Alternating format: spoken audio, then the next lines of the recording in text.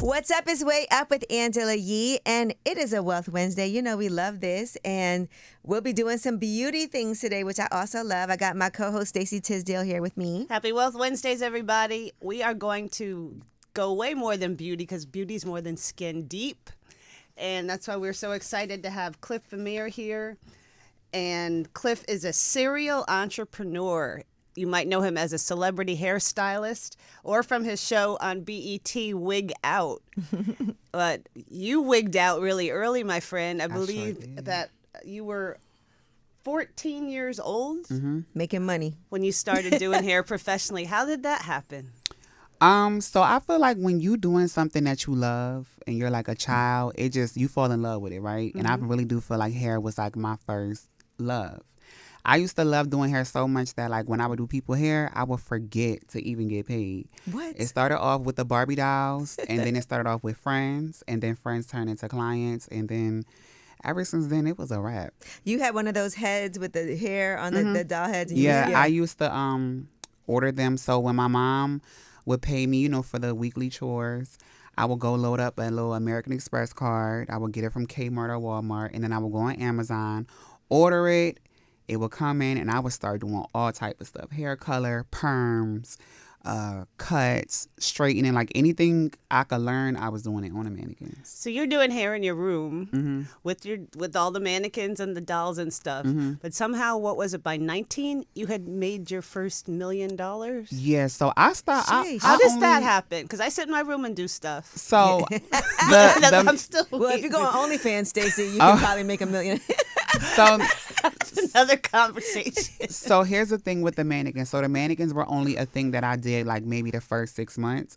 After that, friends turned clients, their parents turned clients, and then I started working in a salon. So I was working in my mom's basement at first, and every hair salon in Delaware wanted me to work in their salon, and I was scared. Like I'm like, like that booth rent is $175 a week. Like who gonna be able to afford that? Like I'm like, Mom, that's a big bill. That means $700 a month. Like I can't pay that. But by the grace of God, one salon owner, her name is Patience. Y'all know Patience? Cardi's. Yeah, I know Patience. She reached out to me, and when I went to their salon, it was just something about the vibe. Like it didn't feel uppity. It didn't feel like I had to be super professional. It was in the hood, but it was like it was just fun. It reminded you of like, what's that movie? Beauty.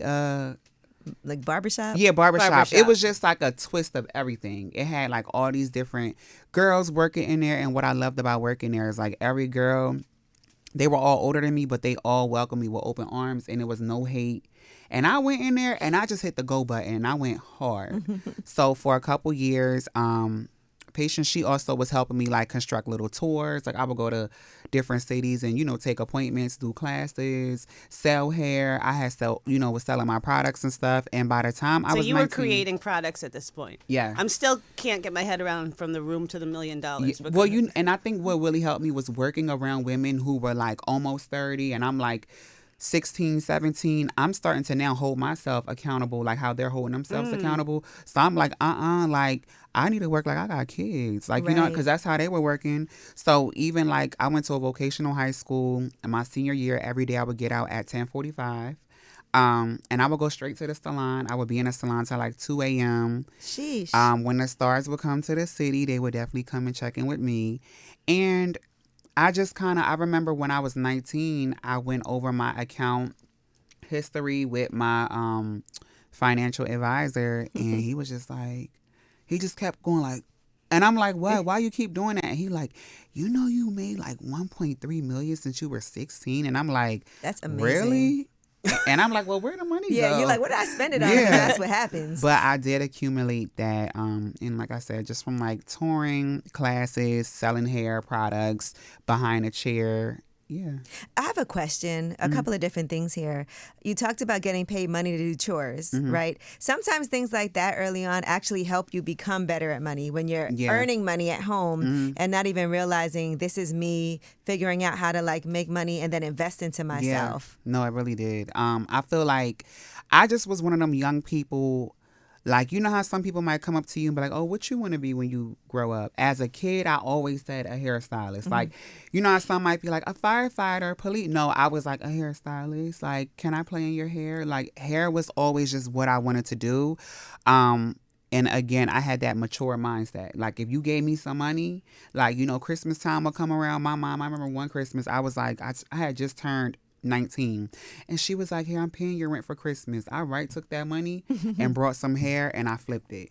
That's a legal way to flip things. And when it comes to charging people, right? Because when you first started working, you were pretty young and you had never worked in an actual salon before. How were you able to know what to charge people? Because sometimes that's another issue. Like, what are these prices looking like? Because certain people will pay, some people, you know, I know clients always be beefing about the price. Yeah. So how do you gauge that? So when I was in my mom's basement, I was charging $45 for a sew-in. And I remember once Really? Yes. Wow. And I was so good. And I remember once I got into the salon, Patience was like, she literally kept telling me, like, you have to bring it up. Like, you have to. So I remember I went from 45 to 85. A month later, we went to 100. Then I went to 125. Then I went to 150. Then it was 200. Then it was 250. I mean, now it's up there because of, you know, all my accolades and how long I've been doing it. But I feel like as you grow, as your talent gets better, because, you know, everybody is born with talent, but it's about the skill. You get skill over keep doing it. You know what I'm saying? So you might know how to sing, but if you keep practicing, that becomes a better skill. So as my skill got better, I charged more. As I had more of an experience to offer my clients, I was able to charge more. So I just think a lot of people, they complain, but I feel like if a person is giving you an experience, like if they're taking you to the wash bowl, shampooing your hair with the steamer on, penetrating your scalp, massaging your scalp, you know, you feeling like you at a hair spa, they're trimming your hair, they're taking care of it, then yes, like, you should definitely want to pay. It's so funny. You're so naturally doing a hairstylist, and you're talking about that and how that's still like your focus. But there's so much more to you. It is. The next step BET? So BET came about in either 2017 or 2018. But I just remember, like, my publicist got me a press interview in New York, and it was a thing called Hair Story. And I just went on there. I was being myself. Like, they asked me, oh, what's your favorite celebrity client? I'm like, oh, mine was Jocelyn. I remember when I went and knocked on her door for the first time to do her hair, and she opened the door like, what's up, ho? And they thought that was hilarious. But I was just being myself because I feel like you could still be a hairstylist and still be professional and still have personality. Like, you don't have to be, like, so by the book. And I remember within 24 hours, you know, nowadays you can get 1 million views and everybody like, oh, please. But this was like in 2017 or 2018. And I remember in 24 hours, we hit 1 million views on Facebook, 1 million views on Instagram just off of that. But I think the biggest thing was people loved my personality, and they loved how transparent I was and how young and just, you know, I knew what I was talking about. Yeah, right. So they called me back. Well, they was like, we got to have him come back. Bring him back, please. Bring him back. Thinking like a business person, I created a whole scissor reel because they was like, we need more of Cliff. Like, we need more of him. So I'm telling my publicist, like, girl, I want a show. She like, well, let's get it rocking. I created a whole scissor reel of my own concept. And when we went and met with them, we had lunch. And I laid that scissor reel video out, and they watched it, and they were just like, it's done. Wow, that's amazing. This is really something that you were meant to do in so many different ways, the way things lined up for you and people that came into your life and the way things transpired. And I want to ask you now, because when you first walked in, we were talking about your brick and mortar location opening up, but you've been so successful on TikTok, and it's always hard for people to figure out, like, direct to consumer is amazing because of the margins that you experience there, but this is a whole nother ball game. Yes. So talk to me about what that journey's been like, because your TikTok shop has been amazing. Yes. So I'm not going to lie to y'all. Like, online, like, you know, selling stuff online is super easy. You don't have to pay no rent. You don't have to, you know, you can just kind of ship your orders. You know, your customers support you online. But I wanted to do something that I could really, like, people can pull up. They can meet me. They can, if they're not getting their hair done, they can just experience the whole Cliff Vmir feeling, because it's just more than just taking your money. I want you to really understand that anything I sell, I really use and I love. I want you to come in and see the aesthetic. You know, if I'm there, of course you can meet me, but it's just something about, okay, I'm always thinking of ways to take it up a couple notches, and it's like, okay, everybody can do an online store, just like everybody can do a store.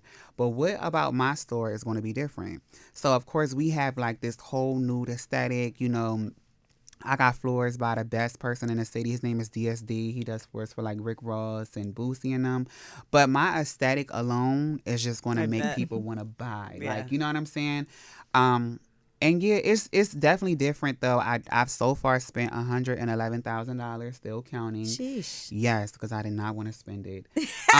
But it was something that I just kind of woke up one day and was like, I want to do a store with a salon and a warehouse. And I remember I just went, looked at a couple locations with a landlord, not a landlord, I'm sorry, a realtor, and I got approved. You got to go. I feel like I'm missing a step. You got the store and everything. When did the products? I mean, you became quite an entrepreneur. So I was selling my silk in the mist since I was 16, still in high school. I had met with a chemist and This is crazy. Yeah. 16 years I old in know, high right? school. I'm listening to this. I'm going to be honest with you. Hear that, son?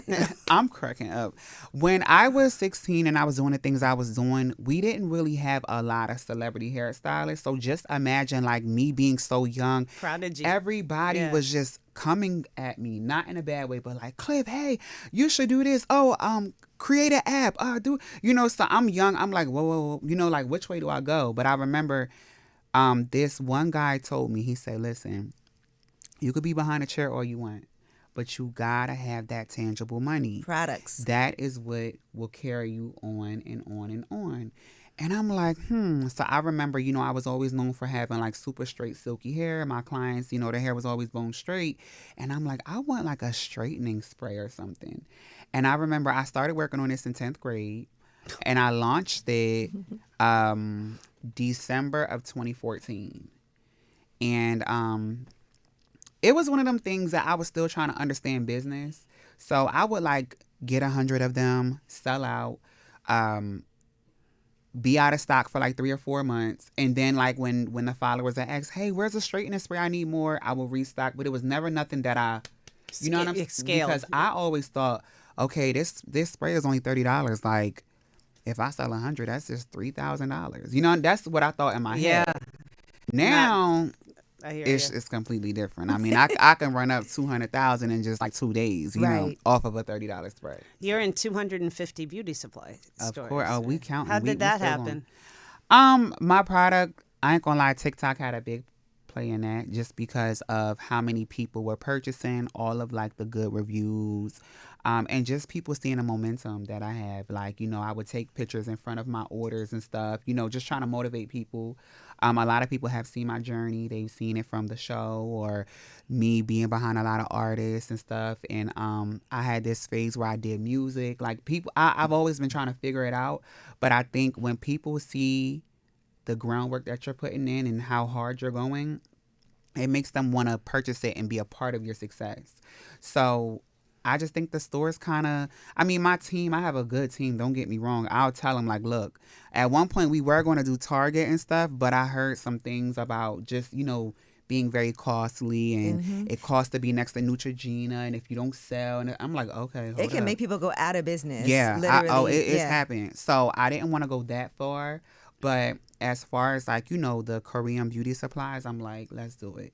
So we in 250 now, but if you hit me up by the end of the year, we might be in like 1,000. Period. I want to ask you, we mentioned the music career too. Let's flash back to that.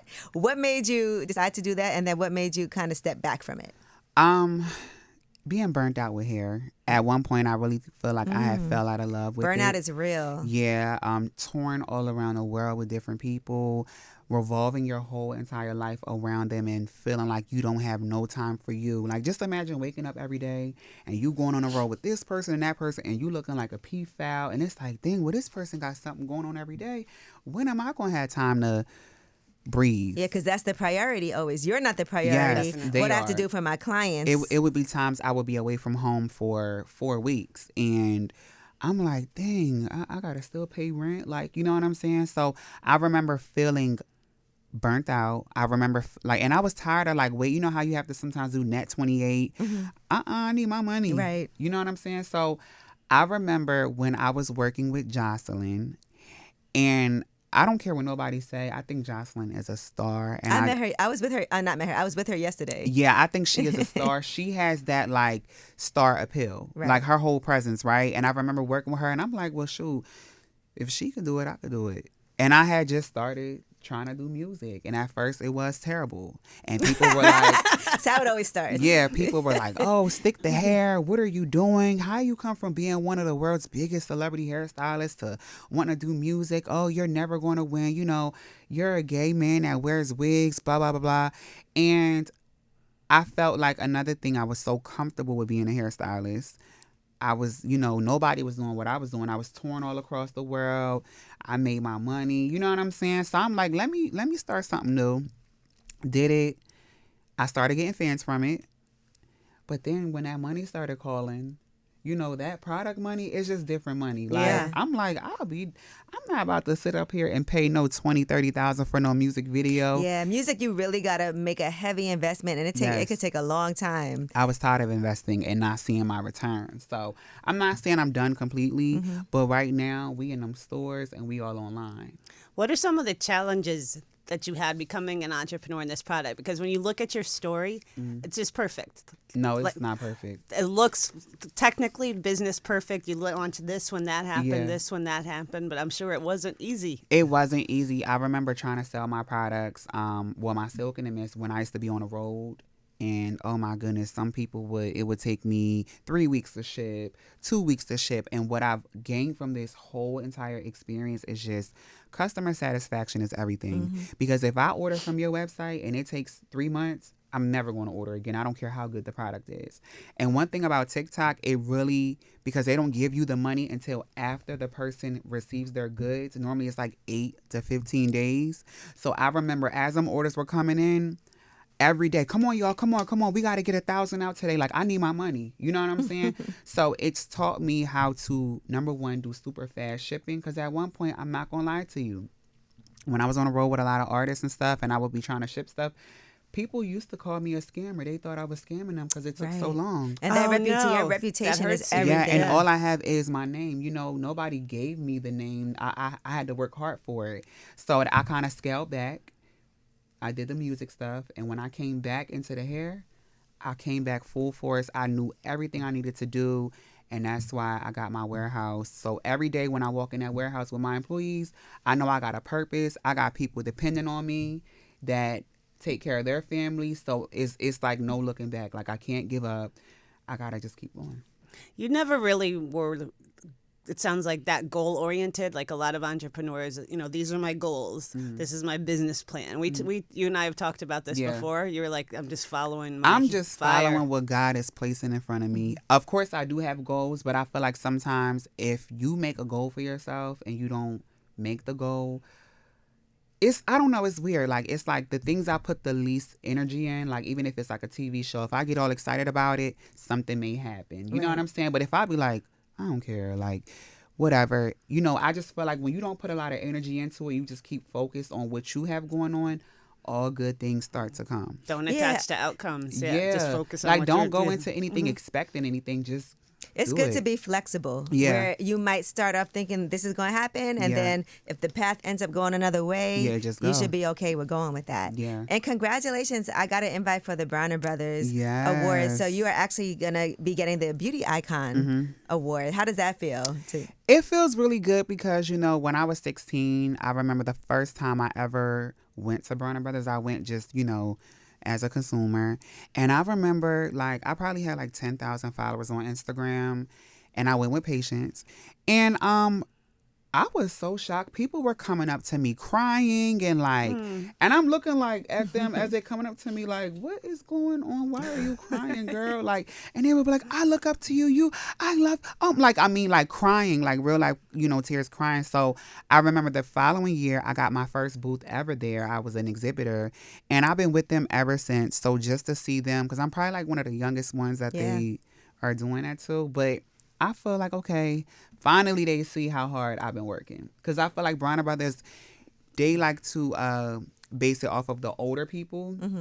But, I've been in this for over 13 years. Like, I started when I was 13. Yeah, like, you know what I'm saying? No, but that is true. There's people that have been doing this for a long time, but they didn't start as young as you did. Yeah. So while you have all these years in, you're still so young. Yeah. It doesn't feel... So it doesn't, like, they're like, oh, he's still young. But it's like, okay, I started in 2013, you know what I'm saying? It's 2015 now, so that's a while. Yeah. That's over a decade. How do you tell somebody that is coming in requesting something but you don't think it's a good idea? As somebody who is an expert in this field and beauty, you want to give the client what they want, but at the same time, you sometimes may know better. I normally just keep it real. I'll just be like, I know this is what you want. But, if you want me to do my thing and, you feel as though if you trust me, I think you should I always tell them, like, just trust me. I got you. Like, let me tell you, when we went to the AMAs with Sexyy Red, and I always go to her with my vision and my whole thing. I always just try to clean her up. Like, for award shows, it's different than an everyday. Right. And I remember I went to her. I'm like, Sexyy, I think we should do a nice icy white bob. Super clean, no baby hair. I want that bob to be super bouncy. And I remember I was so excited explaining it to her. And she was just like, I don't want no bob. And I called her assistant. I'm like, we got to get her to wear the bob. So we convinced her. And then I got all the way to Vegas. And she was like, I don't think I'm getting no bob. And I'm like, and I told the assistant, I'm like, well, all I brought was a bob, so I don't know what we're going to do. So he was like, oh, well, she has more wigs. I'm like, I don't do that. And finally, when we did the fitting, she was like, I think I'm going to do the bob. And literally, I remember the next day when we posted it, I mean, we had press here, there, everywhere. Like, everyone loved the clean, short, sassy bob. Like, they loved it, so I'm just really excited on working with her in the future, having her trust me. But what I love about Sexyy is she used to be a hairstylist. Oh, okay. And she really respects like me as a hairstylist. Like, even though she said she didn't want the bob, like the personal assistant said, like, Sexyy will literally be on people about her hair. He said, I'm the first one that she literally just sits there all the way until I'm done and be like, I love it. Like, he says, anybody else, she'll be like, hey, can you cut this? Oh, I don't like... That's got to feel good. Yeah. Oh, it feels marvelous. There's nothing like being able to trust your stylist, too. Oh, when you can just sure. come in there and be like, what do you think? Yeah. Or you do what you do, and I'm going to just follow your lead. Yeah. And that's important. You have that type of vision. It's like a real art. Yeah, it is. Like, hair is more than just doing a style. Like, you got to make sure it really hit. You got to make sure it's impactful. So. What's the most important lesson your journey has taught you about money? That money comes and goes. I will tell you that. Like, as fast as you get it, is as fast as you could spend it faster than you can take getting it. I would definitely say that. I will agree with that. Yeah. And that's taught you to do what? It's just taught me every dollar I get, I definitely invest. I don't care what it is. Not every dollar, half. Everything I get, I reinvest. Because, I would say this. I would rather have $1 million come into my account and invest most of that, because I know I will always have inventory. Inventory equals money. You get what I'm saying? So I may take $500,000 and invest all of that and be able to make maybe like $3 million from that. You could flip it. Yeah. What kind of things do you invest in? My products. That's it. They be trying to get me to do stocks and stuff. I'm gonna be real. I don't understand it. I'll teach you. Yeah, people always say that, but I think it's because I don't really care about it. So it's like going through one ear and out the other, and I'm like, But I do want to get into property. Real estate. Yeah, I love it. Yeah. But the flip is just not as profitable. It depends, though, on what type of real estate. Like, say you have this warehouse, you could buy that Yeah. and own it Yeah. And then rent it out or something. And then later on, if you decide you want to sell it, and also things like really appreciate in value. So Yeah. you could buy something now and then hold on to it, Yeah. rent it out, make money from that, and then sell it for more later. And it's like you didn't spend no money and Yeah. made money off And of you're it. not at the whims of your landlord. That some people have to go out of business Oh, wow. because of that. Yeah. Yeah, even if you look at the McDonald's story and they said the business is more about the real estate Yeah. than it is about the locations and leasing that out. So, Oh, but wow. I also feel like you do have to have some type of passion Yeah. for So, wanting to do yeah. and you know what, how you get that passion by educating yourself about it. And Definitely. yeah, that's Yeah. for sure. But even with the stocks, I think just having, there's apps on your phone that you could just play with it a little just Yeah. so you can understand You it see it better. for yeah. I tried it and like I remember like it was there for like I probably put like maybe like a couple thousand in there, and I remember like 4 months passed and I only had got like $200, and I called my manager. I said, "Girl, I'm taking this money out of here." Like The reason that's the whole stock investing thing, it's so much deeper than your money, why Yeah. you like it, why you don't like it, and it can be a great journey. It's more to it than that. But Child, I was like, look, all this up and down, they playing with my money. Let me just take it on out. All right. Well, look, we're going to be following your journey, but I do say, like, you already have a financial planner. Maybe you need a wealth manager because you also want to protect your assets that you Yeah. have now. So just always making sure that you have those things in place because, listen, at the end of the day, if you feel like I want to take a break Yeah, for a year, you want to be able to do that really comfortably and know Right. everything is safe. of course. and protect your burnout. Yes, child. I don't want to get burned out from products. You are awesome. So we have do you have a grand opening date yet or a month or? So we were originally going to do the 20th of September, but I just got a call before I got in here that something custom I got built is still being worked on. So it may be like a week or two after. Okay, that's not bad. Tell people where they can go. What you Where mean? is it? Oh, Buckhead, Atlanta, Central Buckhead, okay? Great not in the ghetto, location. yes, not in the ghetto. Yeah. Go right Name to, of it? You can go right to Lennox It's Mall. called Femme. Femme. Yeah, Femme. Femme. Central Buckhead. Yes. September. Y'all don't miss it. Don't play because Yes. I'm always over there. Yes, come on through. We'll get you right. Excellent. All right. Well, thank you so much. This was really a pleasure. I know people are going to be so excited to see this Yes, and I hear your appreciate journey. it. Yes. Excellent. Thanks so much for joining No us, problem. Cliff. Thank y'all for having me.